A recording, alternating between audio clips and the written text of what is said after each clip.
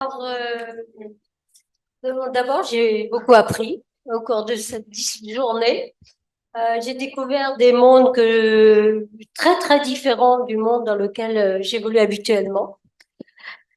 Euh, bon, et comme vous m'avez demandé de donner mes impressions, j'ai noté un certain nombre de points qui m'ont particulièrement interpellée. Alors, j'ai sûrement oublié des tas de choses extrêmement importantes que je n'ai pas captées au cours des discussions, mais bon, je voudrais bien m'excuser. C'est tout ce qui a été discuté aujourd'hui, c'est vraiment très très loin de mes compétences. Voilà. Alors, je vais vous lister un certain nombre de points, là, comme j'ai dit, qui ont eu un écho particulier pour moi. Alors, sur les ports, la première table ronde, j'ai noté que les ports sont le reflet de la société. Ils sont sujets à des conflits d'usage, à des problèmes de gouvernance, à des problématiques de nature sociétale, à des aléas qui sont pas forcément climatiques, des aléas économiques, par exemple, avec des effets dominos, des aléas géopolitiques. Euh, j'ai noté qu'ils s'intègrent dans un écosystème complexe. Alors ensuite, il y a eu des discussions, des questions sur les infrastructures. Une question sur les infrastructures portuaires. J'ai pas noté quels intervenants, qui a dit quoi, mais bon. C'est enregistré. Oui, voilà. Est-ce que c'est l'infrastructure qui fait le flux ou est-ce que c'est l'inverse? Donc j'ai trouvé que c'était une question intéressante. Ensuite, j'ai noté que les industries portuaires sont des usines de fabrication de très gros objets, donc source de nombreux emplois locaux, relations avec de nombreuses PME à l'échelle nationale, donc c'est très très important, et que ce sont des facteurs de cohésion sociale. En même temps, les discussions ont beaucoup porté sur le modèle économique des ports et la transition énergétique. La transition énergétique, c'est une question de survie, alors pas seulement pour les ports, c'est une question de survie pour nous tous, à l'échelle nationale et mondiale. La question a été posée, comment remplacer les énergies fossiles qui sont utilisées, si j'ai bien noté, à un niveau de 70% dans les ports. Peut-être je me suis trompée dans les chiffres, mais j'ai compris ça. Il y a eu un intéressant débat sur la contribution des activités maritimes aux émissions de gaz à effet de serre. Alors, estimé à 3% pour ce qui concerne le transport maritime, mais il a été dit que cela ne prend pas en compte la fabrication des matériaux, en particulier l'acier, utilisé pour la construction des navires et puis aussi des éoliennes en mer.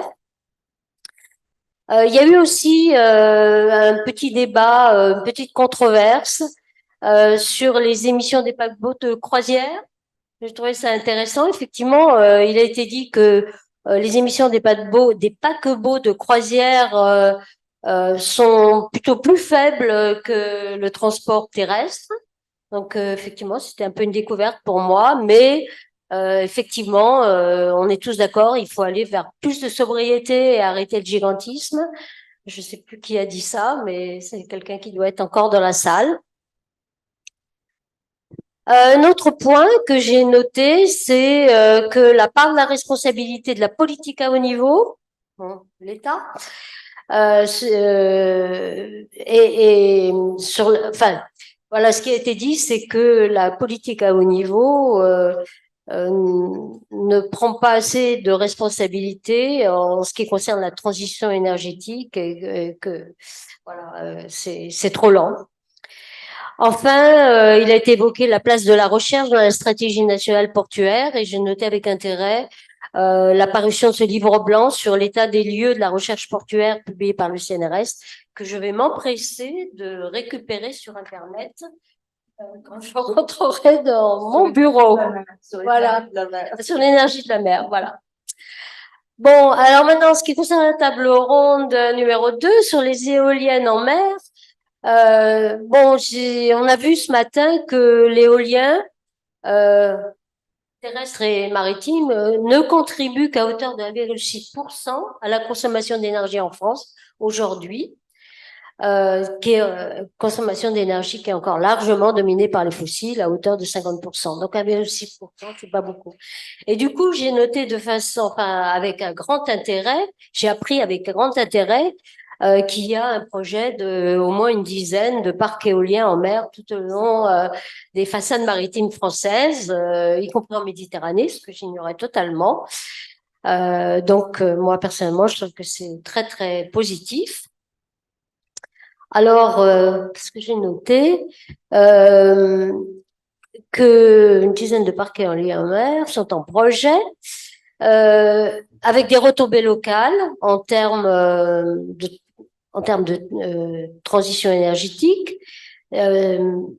donc sur la mise en œuvre des parcs marins, des retombées locales positives en termes d'industrie, d'emploi, etc. C'est aussi, j'ai noté ça, l'émergence d'une filière récente, mais qui avance très vite. Donc, ça me paraît aussi un point extrêmement positif. Mais de nombreux enjeux, ça implique de nombreux enjeux, notamment modalité de partage de l'espace maritime, besoin d'une planification de l'espace, des conflits d'usage avec les pêcheurs notamment. Comment conserver une pêche durable dans le contexte du développement des parcs marins? Je sais pas, moi j'ai pas la réponse, mais je sais pas s'il y a une réponse.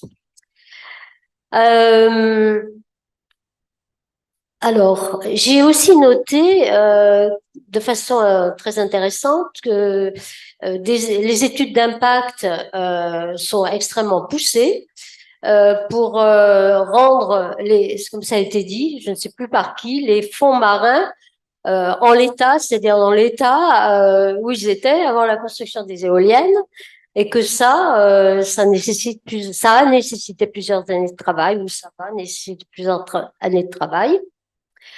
Voilà. Enfin, j'ai aussi noté des échanges très intéressants sur la préservation de la biodiversité.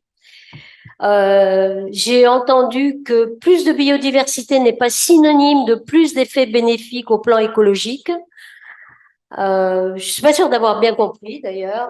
J'aimerais avoir des explications sur cette déclaration. On ouvre le débat la fois. D'accord. Bon, d'accord. Mais enfin, il a été aussi clairement établi que les infrastructures éoliennes, enfin, c'est ce que j'ai compris, en mer, sont des points de fixation de la biodiversité. Et ça paraît un point extrêmement positif. Voilà, c'était pour la table ronde numéro 2. Enfin, table ronde numéro 3. Alors, j'ai peut-être noté un petit peu moins de choses, puisque j'ai commencé à être fatiguée. Table ronde numéro 3 sur la conservation de la biodiversité terrestre et marine.